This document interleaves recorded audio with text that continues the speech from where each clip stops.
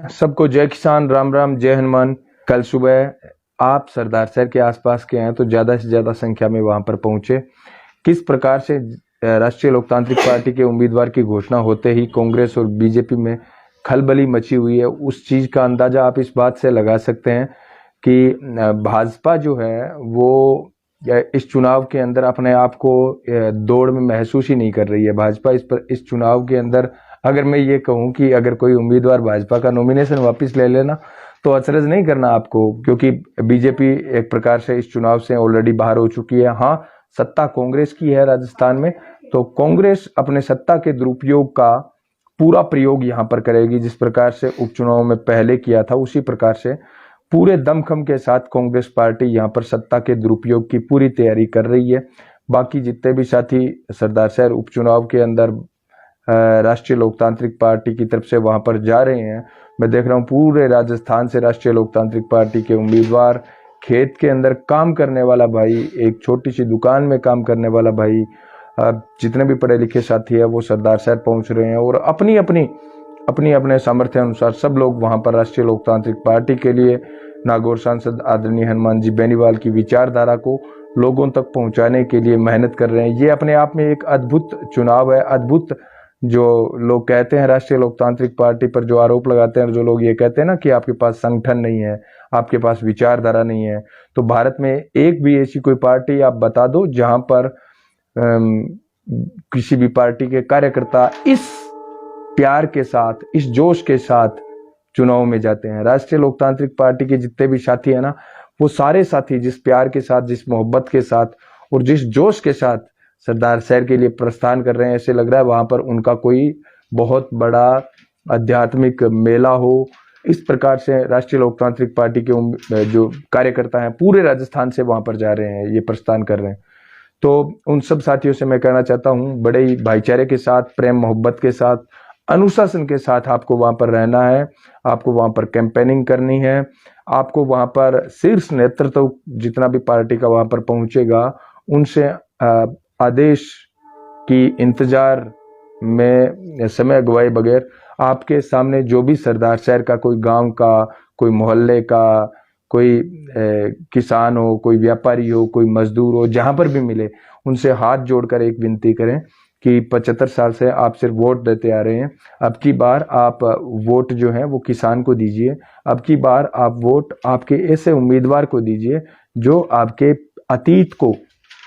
आपके अतीत के अंदर आपकी जो गलतियां हुई है, आपकी जो भूलें हुई है, उन भूल को सुधारने का काम करेगा। और इसमें कहीं कोई दो राय नहीं है। राष्ट्रीय लोकतांत्रिक पार्टी और बोतल के निशान को दिया गया एक एक वोट पूर्व में हमारे बुजुर्गों द्वारा की गई भूल को सुधारने का काम करेगा। और भूल भी तो हमने कोई छोटी मोटी नहीं की थी, पता नहीं कितनी बड़ी बड़ी भूलें की थी। जो साथी सरदार शहर के आसपास के हैं, जो साथी चूरू के हैं, बीकानेर के हैं और पल्लू से आगे के हैं, उन सब से मैं कहना चाहूंगा आप इंतजार मत कीजिए। आप राष्ट्रीय लोकतांत्रिक पार्टी का जो उम्मीदवार होगा वो ये सोच लिए वहां पर किसान कौम के स्वाभिमान की लड़ाई लड़ेगा। जिस प्रकार से पिछले 2 दशक से नागौर सांसद हनुमान जी बेनीवाल किसानों और जवानों की लड़ाई लड़ रहे हैं, किसानों और जवानों के स्वाभिमान की लड़ाई लड़ रहे हैं, बगैर किसी जाति के, बगैर किसी धर्म के। वो जिस प्रकार से राजस्थान की राजनीति के अंदर वीर तेजाजी महाराज के आदर्शों को स्थापित करने के प्रयास कर रहे हैं, वो जिस शिद्दत के साथ राजस्थान की राजनीति के अंदर चंबेश्वर भगवान के आदर्शों को स्थापित करने के प्रयास कर रहे हैं, और वो जिस लगन के साथ हमारे सांप्रदायिक सौहार्द की नीति को, बाबा रामसा पीर की सांप्रदायिक सौहार्द की नीति को राजस्थान की राजनीति में स्थापित करने का प्रयास कर रहे हैं, वो किसी भी राजनीतिक दल ने नहीं किया, वो किसी भी राजनीतिक पार्टी ने नहीं किया। कोई भी इंसान अपने दुख लेकर, अपनी तकलीफ लेकर, अपनी समस्या लेकर जब भी नागौर सांसद हनुमान जी बेनीवाल की दर पर पहुंचा है तो उसे कभी निराश होकर नहीं लौटना पड़ा है।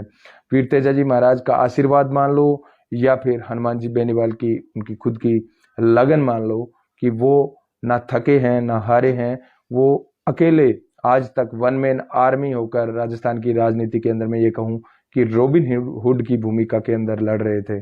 अब जब से 2018 से राष्ट्रीय लोकतांत्रिक पार्टी का गठन हुआ है तो ये देश के, प्रदेश के जवानों किसानों की पार्टी है।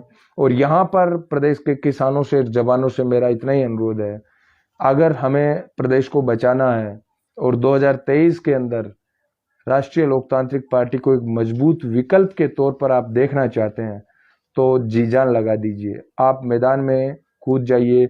वहां पर हर एक कार्यकर्ता, सरदार शहर के अंदर हर एक कार्यकर्ता हनुमान बेनीवाल बनकर वहां पर मेहनत करेगा।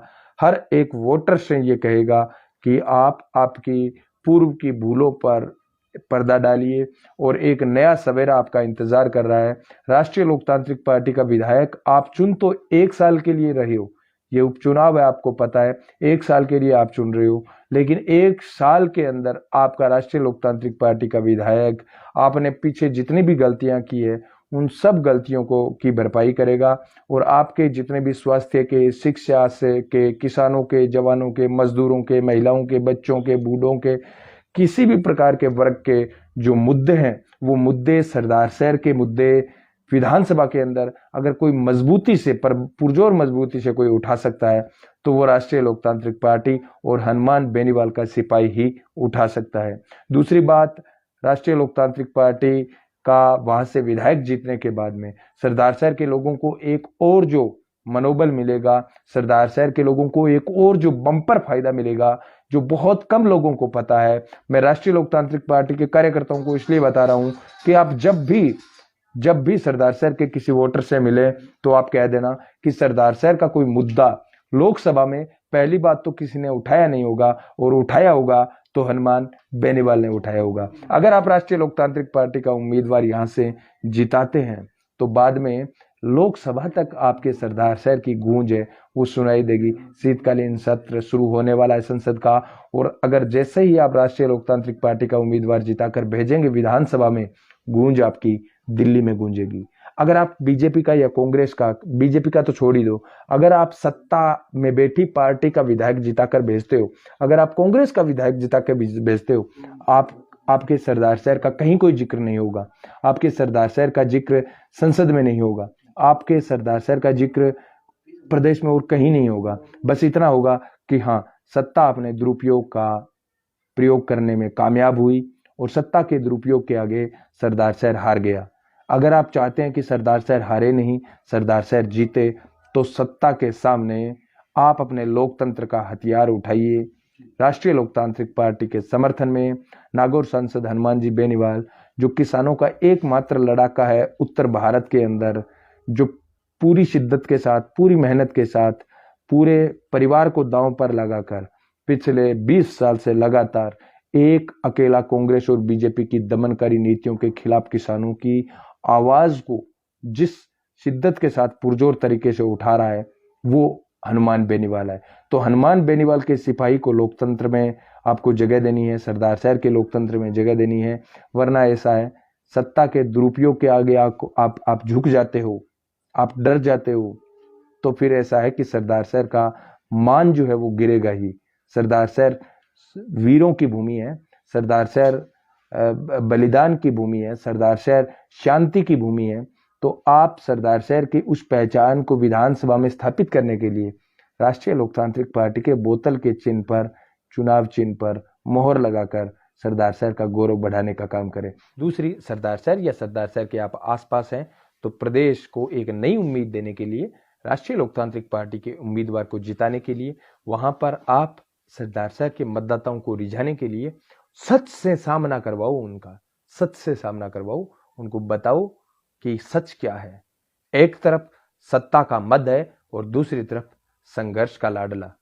आप संघर्ष के लड़ाके को चुनोगे या फिर सत्ता के सामने झुकोगे?